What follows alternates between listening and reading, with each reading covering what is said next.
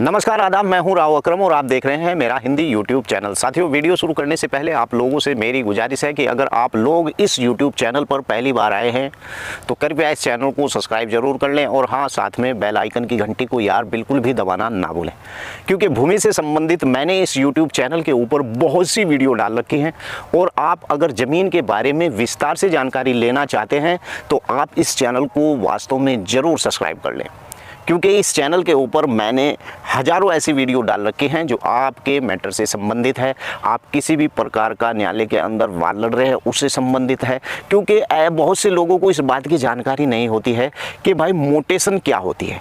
Mutation यानी दाखिल खारिज। इस दाखिल खारिज का क्या मतलब होता है और ये दाखिल खारिज कितने दिनों में होता है।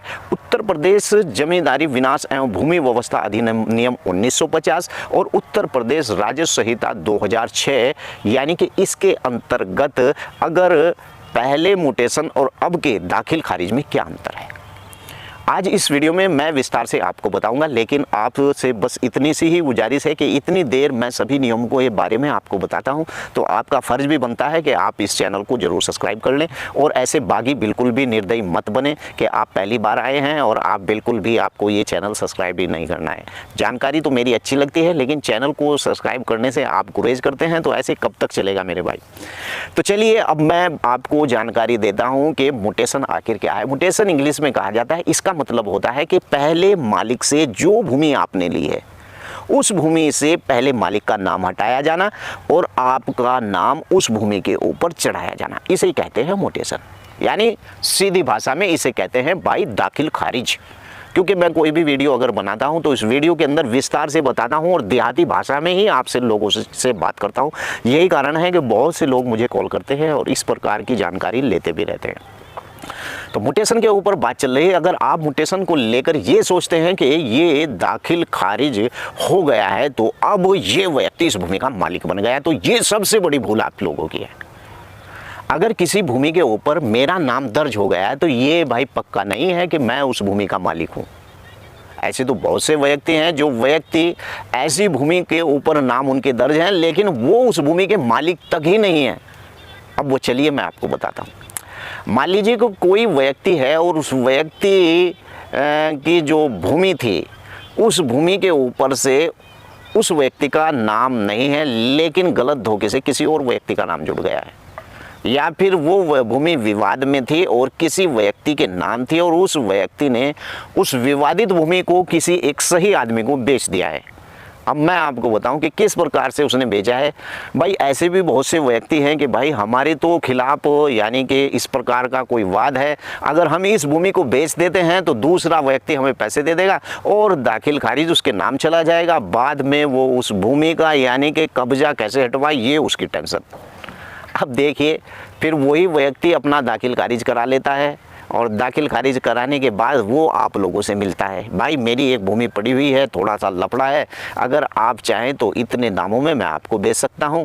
और बाद में पता चलता है कि जिस भूमि का उसने यानी कि आपको बेचा है उस भूमि के ऊपर तो काबिज कोई और व्यक्ति है। और सुप्रीम कोर्ट का ये नियम यानी कि प्रतिकूल कब्जा कानून, अगर किसी व्यक्ति ने किसी की निजी भूमि पर 12 वर्ष तक कब्जा कर रखा है तो 12 वर्ष के बाद अगर आप निजी उस भूमि के मालिक हैं और उसे निकालने जा रहे हैं तो ये संभव बिल्कुल भी नहीं है, क्योंकि 12 वर्ष के बाद जो व्यक्ति उस भूमि पर कब्जा जमाए हुए बैठा है उसे भी इतना ही अधिकार हो जाता है जितना कि उस भूमि के असल मालिक को होता है। तो यहाँ पर मामला पचड़े में पड़ जाता है। यही कारण होता है कि म्यूटेशन दाखिल खारिज जिसके नाम है वही व्यक्ति उस भूमि का मालिक बिल्कुल भी नहीं हो सकता है। यहाँ पर आपको इस बात को देखना चाहिए कि धारा 30, 33, 34, 35, 40 तक और इसी प्रकार से इन सभी धाराओं के अंदर म्यूटेशन को लेकर यानी कि दाखिल खारिज को लेकर पूरी मामले इन धाराओं के अंतर्गत लिखे हुए उत्तर प्रदेश राजस्व संहिता 2006 और उत्तर प्रदेश जमींदारी एवं भूमि उन्मूलन जो है भूमि व्यवस्था अधिनियम 1950, ये सब उन्हीं की ही धारा है। अब ये कैसे पता चलेगा कि भाई म्यूटेशन तो आपके नाम उस व्यक्ति के नाम है लेकिन उस व्यक्ति की वो व्यक्ति उस भूमि का मालिक नहीं है। तो मैं आपको बता दूं कि आप अगर मोटेशन उस व्यक्ति का नाम खतौनी खसरे में दर्ज है तो आपको उस व्यक्ति को कहना चाहिए कि मुझे आपका 30 साल रिकॉर्ड चाहिए इस भूमि का। इसकी जितनी भी 30 साल पहले खतौनी थी वो खतौनी आपके सामने आ जाएंगी और फिर आपको उसकी सेल डीड के बारे में जानकारी लेनी चाहिए, उसकी विल और विरासत यानी कि विरासत रजिस्टर्ड थी या फिर इसके अंदर कोई किसी प्रकार का झोल था, ये सब मामला खुलकर सामने आ जाएगा। लेकिन आप दाखिल खारिज को केवल ये मत कभी भी समझ लेना कि दाखिल खारिज जिस व्यक्ति के नाम है असल में इस भूमि का मालिक वही हुआ, ये तो आप बिल्कुल दिमाग से निकाल दें, ये तो मामला बिल्कुल भी चलने वाला नहीं है। तो आज की इस वीडियो में मैंने आपको विस्तार से बताया है। अगर दाखिल खारिज मोटेशन से आपका कोई सवाल या किसी भी प्रकार का कोई मामला है तो मुझे आप कॉल कर सकते हैं और आगे ये वीडियो बहुत जल्दी लेकर के आऊँगा। अगर आपका भी कोई सवाल है तो उस टॉपिक पर आप मुझे लिख सकते हैं। वीडियो कैसी लगी है वीडियो के नीचे ज़रूर लिखें, आपका कोई सवाल है ज़रूर लिखें और आपका कोई ऐसा मैटर है तो मुझे आप कॉल भी कर सकते हैं। जय हिंद, जय भारत, खुदा हाफिज।